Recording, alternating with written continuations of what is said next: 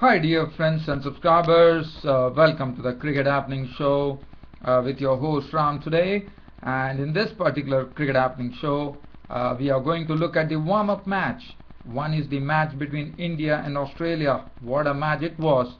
India at one time were reeling.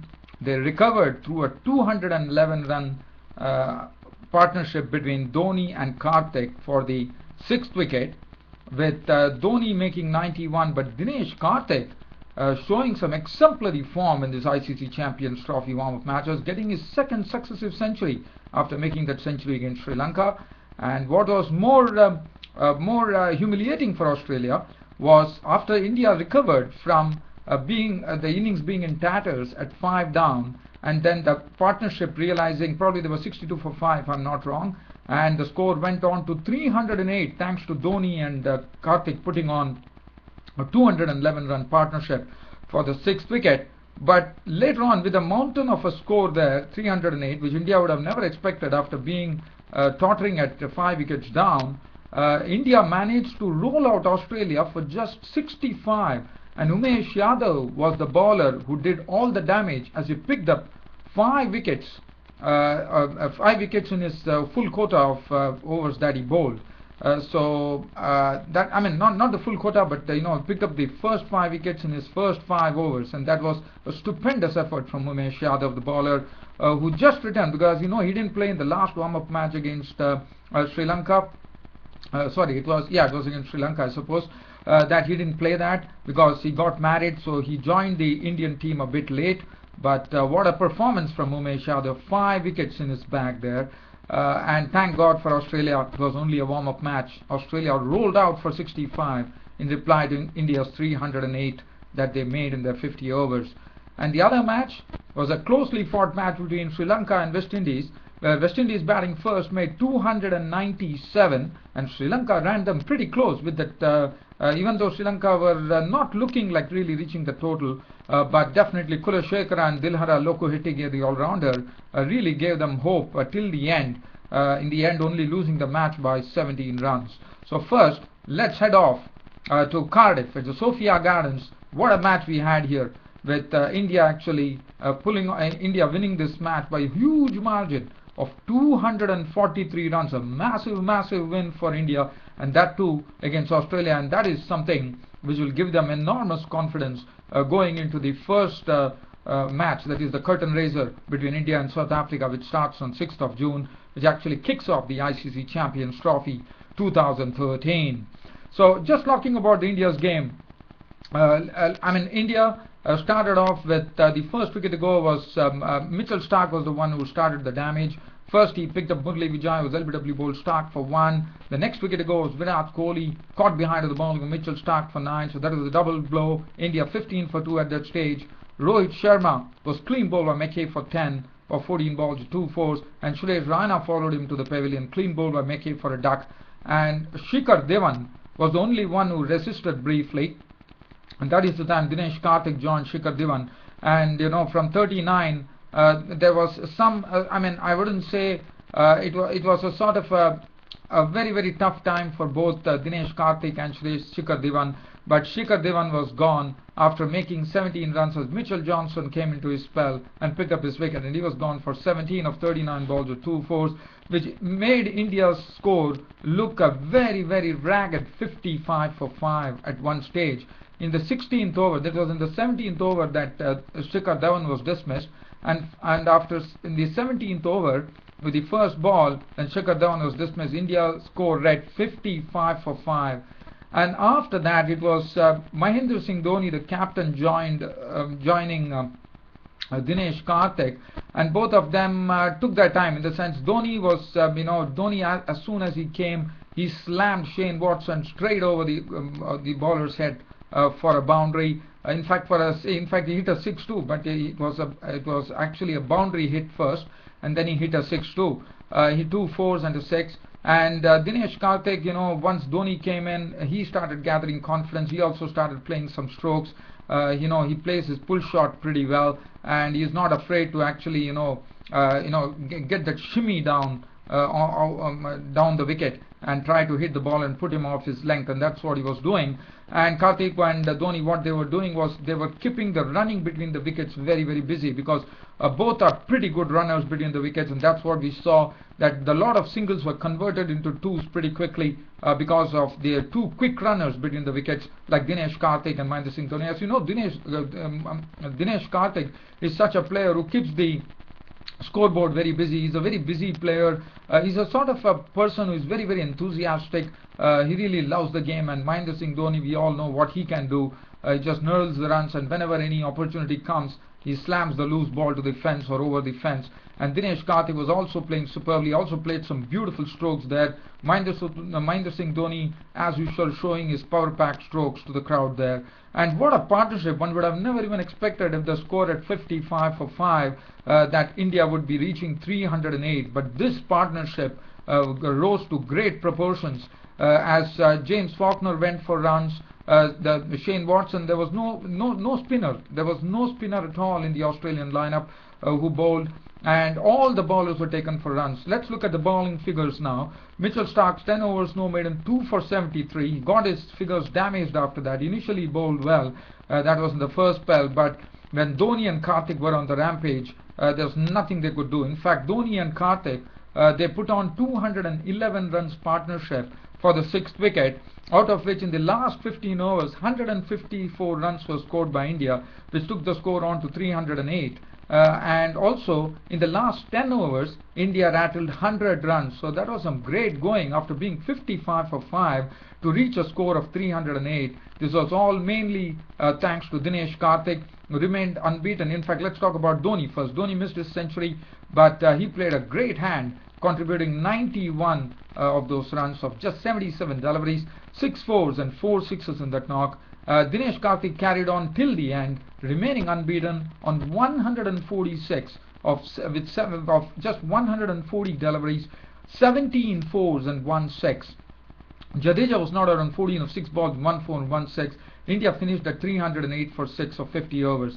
Now Dinesh Karthik, after scoring his second successive century in the warm-up matches here, is a definite contender for the ICC Champions Trophy. And if, dear friends and subscribers, you would have seen my preview of India, I definitely said that according to me, Dinesh Karthik should be the one who should be opening with Murali Vijay, and Shikhar Dhawan should probably be coming one drop. And probably that is the same plan that Mahendra Singh Dhoni is having in his mind. In the post-match conference, once the match was over, Dhoni definitely said that he might be tempted to try Dinesh Karthik to open the batting, but he said he will have to wait for it and probably take a decision later. So that's what precisely I said in my preview too. If you could go and watch my preview of India, as you know, I've done all the previews of all the teams, so you could have a look at the preview of India, and you will understand what I'm trying to say now. So, but well, let's get on to the match. 308 for 6 of their 50 overs. Australia would have never expected that, you know, India would hit them so hard. And look at the bowling figures, what it did once Dinesh Karthik and Mahendra Singh Dhoni were on song. 10 overs, no maiden, 2 for 73 for Mitchell Starc. Clint McKay, 10 overs, 2 for 39 was respectable. Mitchell Johnson, 10 overs, 1 for 52. Faulkner was taken for runs. I was a bit surprised there. 1 for 68 in his name. Shane Watson, 5 overs, none for 23. And Mitchell Marsh, 5 overs, no maiden, none for 47. But after that, after putting 308 on the board, Australia might have said, okay, they could at least chase this target. But what happened? Just look at what Umesh Yadav did. Umesh Yadav just went taking the wickets at a sort of a real pace here, I would say. He was swinging the ball, and Umesh Yadav was a very good bowling action. Everybody have actually praised it. Look at his bowling figures. He had figures of 5 overs, no maiden, 18 runs and 5 wickets. First, he took the Matthew Wade's wicket, as Matthew Wade was the first one to go clean bowled by Umesh Yadav for 5 of just 5 balls with 1 4. The next to go to the pavilion was David Warner. He collecting his second duck in the warm-up matches here, as he tried to play an expansive drive of the bowling of Yadav to a full-length delivery, and Ashwin took a brilliant catch in the slips. He was gone for a duck. The third wicket to go, it was the turn for Bailey. Bailey got a beautiful delivery from Umesh Yadav, which actually pitched in the line of the stumps and just held its line, and Bailey on the forward defensive stroke was gone, as Bailey was clean bowled by Yadav for 1, which made the score 9 for 3. And when Phil Hughes left, Phil Hughes was trying to actually, in fact, Matthew Wade also fell to the pull shot. He tried to pull Yadav and was clean bowled, and a similar way, Phil Hughes also fell a victim to Yadav as he went to go for an exuberant pull shot, and he was gone for 14 of 20 balls with 2 fours, which made the score 28 for 4. And then the 5th wicket was gone as Yadav actually picked up his 5th wicket to leave Australia reeling at 28 for 5 when he picked up the wicket of Mitchell Marsh. Mitchell Marsh tried to pull a delivery, got the inside edge, and Dhoni behind the stumps did the rest. He was gone for a duck. 28 for 5 Australia, and probably Australia might be thinking that someone could do what India did, because India were in a similar situation at 55 for 5 but recovered to 308.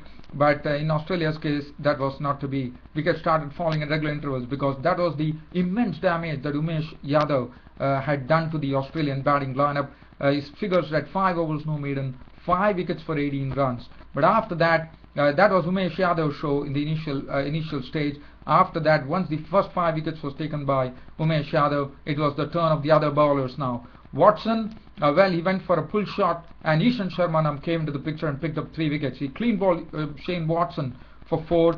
James Faulkner was LBW bowled Ishan Sharma for 7. After that, it was Mitchell Johnson who chopped down to the stumps with the bowling of Sharma for 2, which made the score 54 for 8. There was absolutely no challenge from Australia.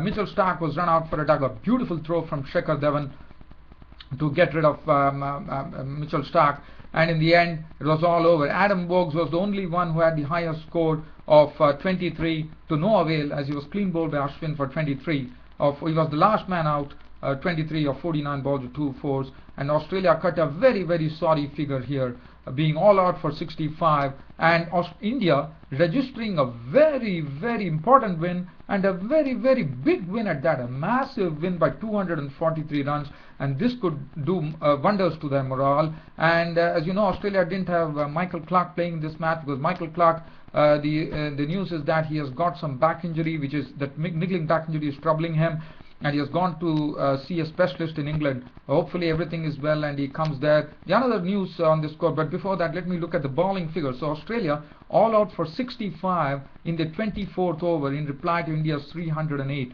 And look at the bowling figures. Bhuvaneshwar Kumar, 8 overs 1 maiden, none for 18. Umesh Yadav was simply the pick, 5 for 18. Ishan Sharma chipped in well, 5 overs no maiden, 11 runs and 3 wickets.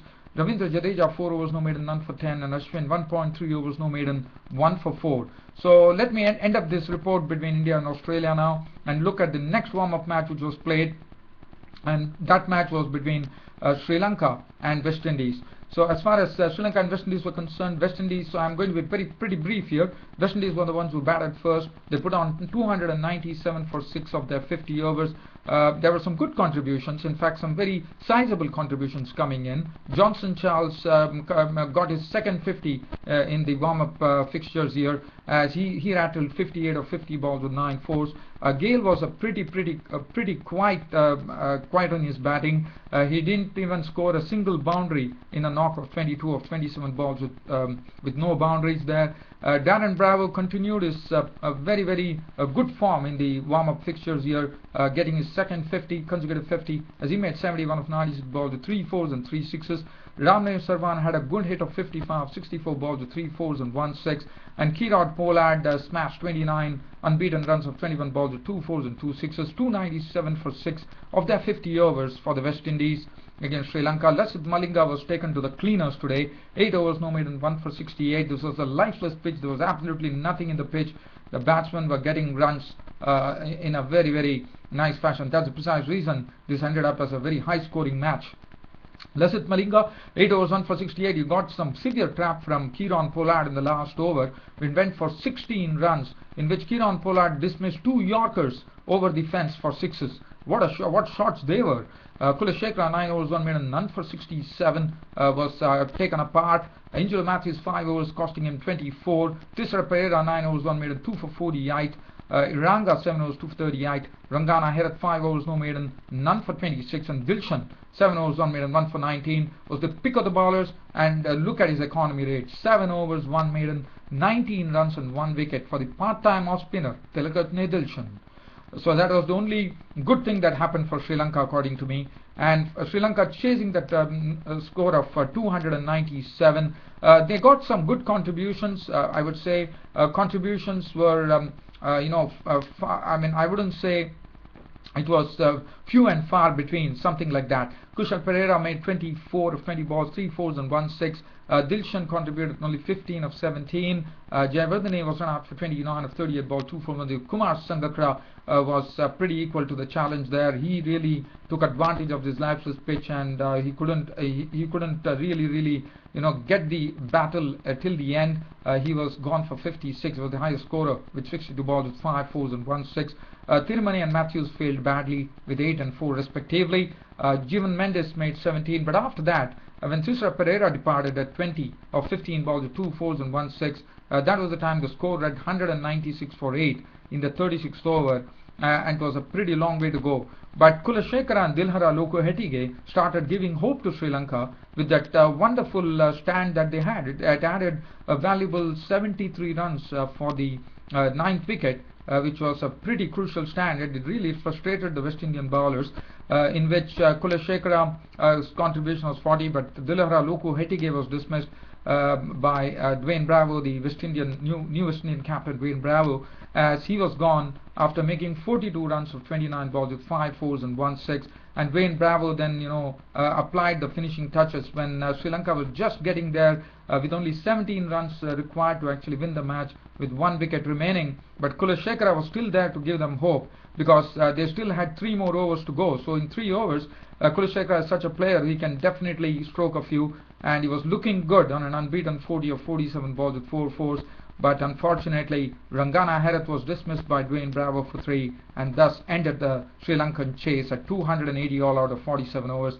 But it was a good chase by Sri Lanka, because as I said, there was lots of runs on this pitch, and that's the precise reason Sri Lanka chased very well. Bowling figures came out. Rose 8 overs, no maiden, 1 for 71 was costly. Rampal 2 for 46 was good. Best bowled 7 overs, 1 for 57. But Sunil, that he was absolutely on the money. He was looking all the while to take a wicket. 10 overs, no maiden, 2 for 26. Samuels bowled 7 overs for 40. Bravo 5 overs, 2 maidens, 3 for 26. In the end, came in and wrapped it up. It was pretty important for West Indies to do that, because otherwise Sri Lanka could have run away with the match. And Kiran Pollard 2 overs, none for 7. So these are the 2 warm-up matches that were played today in the ICC Champions Trophy 2013. Well, there is one more match coming up tomorrow. It's not the ICC Champions Trophy warm-up match, but it is going to be the last one-day international between England and New Zealand. And well, that is going to be, as I said, it is going to be played at Trent Bridge, where you have good swinging and seaming conditions. And it will be good to see whether New Zealand can make a clean sweep of the series 3-0 and really boost their morale no end, or England can save some face and get a victory under the belt just in time to prepare for the ICC Champions Trophy, which could lift their morale going into the ICC Champions Trophy 2013, which kicks off on 6th of June 2013. Well, dear fans, friends and subscribers, it gives me great pleasure to share this Cricket Happening show with you, and I hope it's the same there. Thanks for your company and thanks for watching Cricket Happenings. Your host Ram will see you tomorrow. Thank you.